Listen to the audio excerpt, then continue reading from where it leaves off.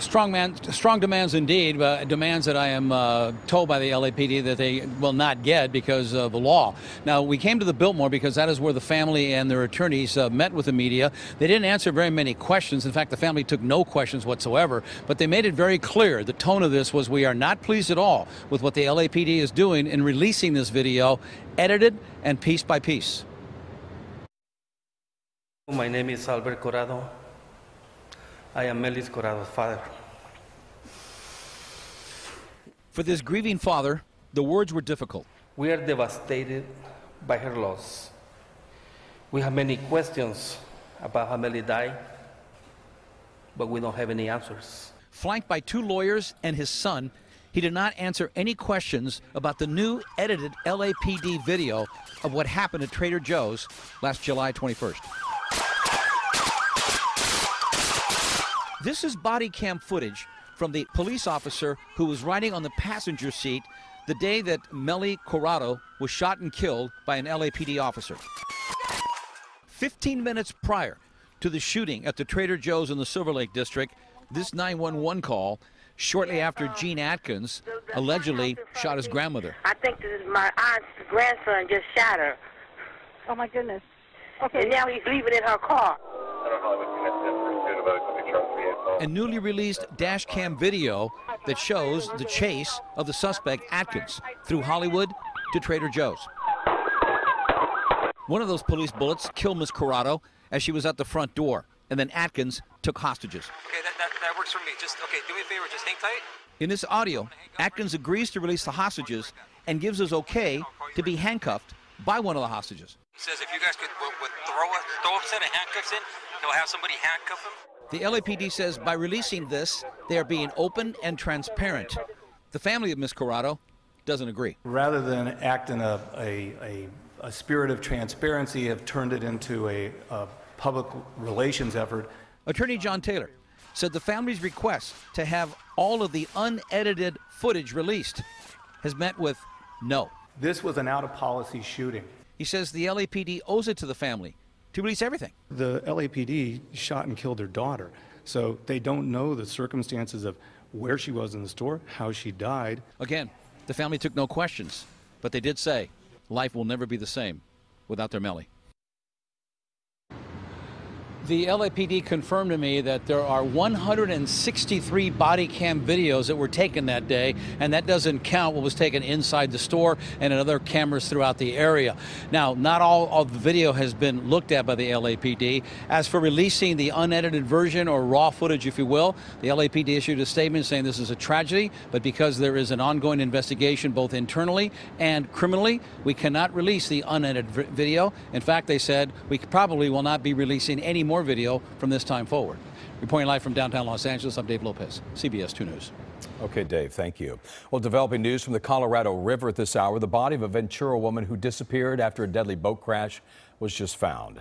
The Sheriff's Department says deputies found the body of Kira Drury this afternoon. She disappeared Saturday after a head-on collision between two boats north of Lake Havasu. Her best friend, Reagan Heitzig, is still missing, and the body of a man, 50-year-old Brian Grabowski of Tulare, was found this morning. The body of 51-year-old Chrissy Lewis, a nurse from Visalia, was found yesterday. Accident sent 16 into the water. One remains missing. A judge ruled late this afternoon on whether an Orange County man will stand trial for murder. He's accused of killing a former classmate. CBS 2 Orange County reporter Michelle Gili was in the courtroom, and she joins us live from Newport Beach. Michelle. Sam Woodward's lawyer says this isn't a whodunit. The judge in this preliminary hearing did decide that Woodward will stand trial for the murder of Blaze Bernstein. Now, sheriff's investigators told the judge that they found anti-gay and Nazi materials on Woodward's cell phone and in his emails. And they also said when they searched his Newport Beach home and car, they found specks of blood, a bloody sleeping bag, and knives. You also indicated that you observed what you believe to be suspected blood on the hilt of the knife. Is that correct?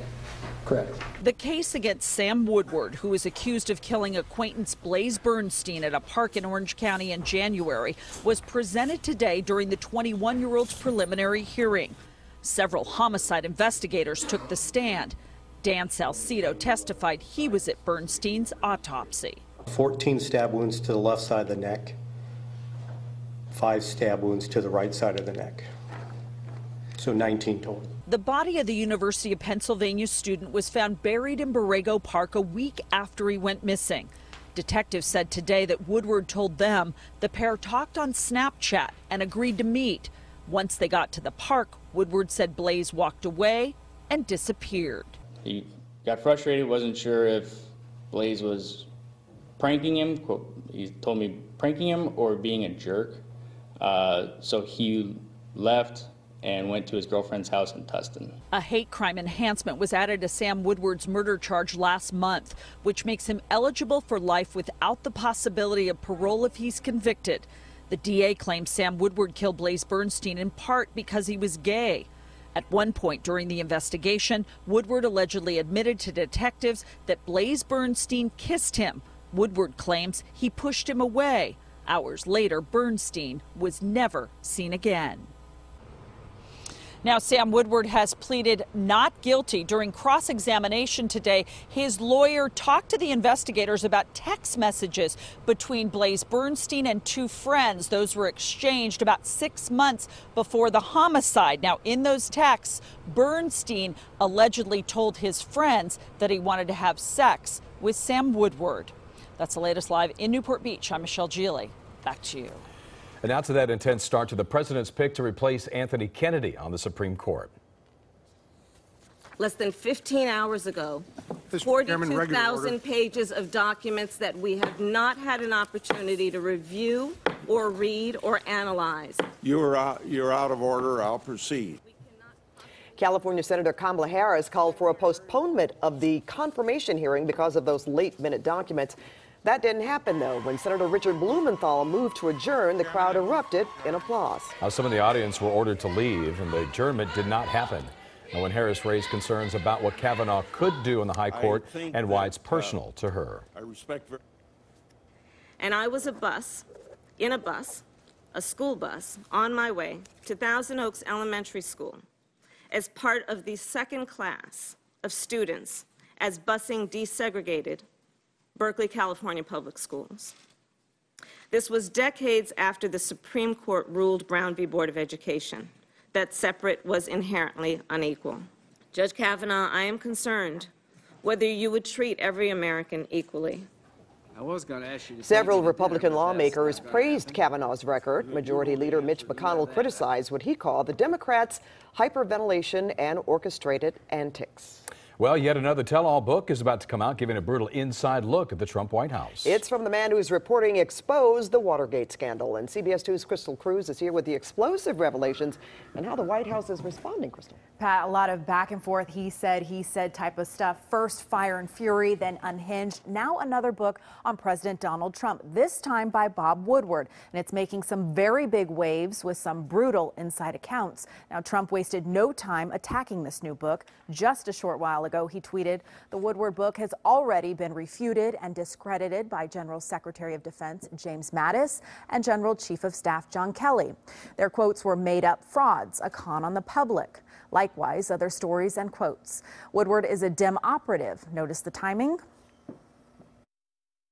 And you know what? That's okay. I'll just end up with another bad book. What can I tell you? That was part of an 11-minute phone conversation between President Donald Trump and Bob Woodward last month after Trump apparently learned the manuscript for Fear, Trump Inside the White House, was finished.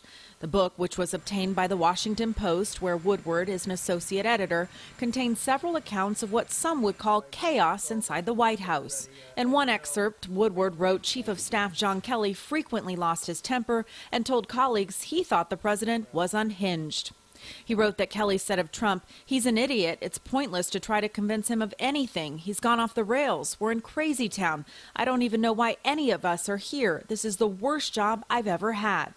Woodward also writes about a January 19th National Security Council meeting in which the president asked why the U.S. was spending so many resources on the Korean Peninsula. Defense Secretary James Mattis said, we're doing this in order to prevent World War III.